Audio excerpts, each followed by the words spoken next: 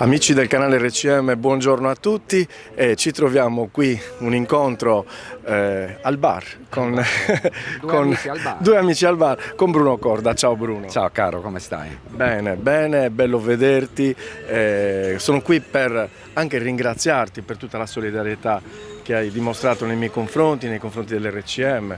Ecco, due paroline di questo periodo, di quello che state facendo con Ispreja House, della tua trasmissione Rosso Blu 100, insomma un accennino su tutto. Ma intanto sono felice di vederti in grandissima forma perché c'è stata una solidarietà rara nel mondo, soprattutto nel mondo dello spettacolo, non capita tutti i giorni, e questo è un riconoscimento per il tuo lavoro, per la tua passione, per il desiderio soprattutto di regalare ai tanti giovani uno spazio che altrimenti non avrebbero avuto in nessuna parte dell'Italia, della Sardegna.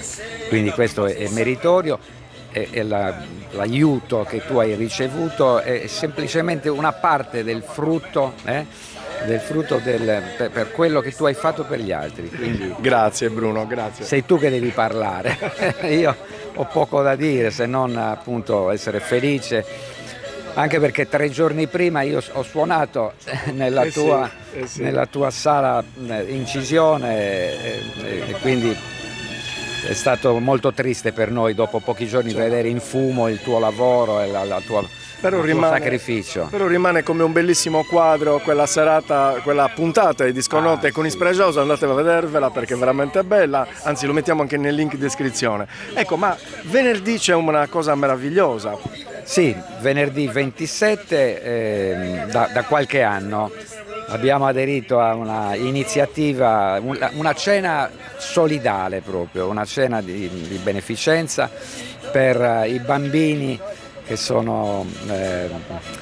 che vivono in questa comunità dei padri sommaschi. Tra l'altro il responsabile della comunità dei padri sommaschi, visto che io vengo molto identificato nel mondo dello sport, insomma come cronista sportivo, ebbene padre Elia Salis nel 1988 era tra i giovani del Cagliari che faceva il ritiro, quel fortunato ritiro a Cascia, a Santa Rita, anzi a Roccaporena per l'esattezza, e quindi è capitato che ci siamo incrociati.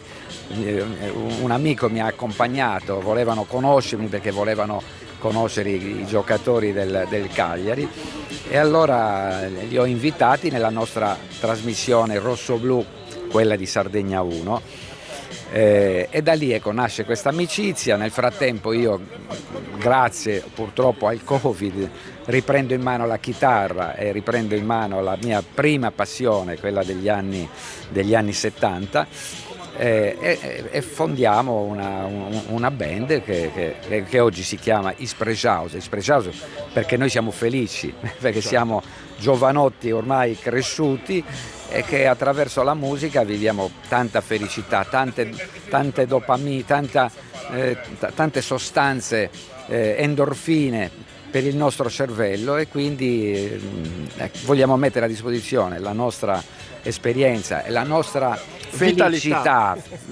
e felicità per far divertire insomma tanta gente, perché è una festa meravigliosa in un parco praticamente dentro Cagliari, quindi è anche facilmente raggiungibile. Ci sono ancora dei posti da poter prenotare?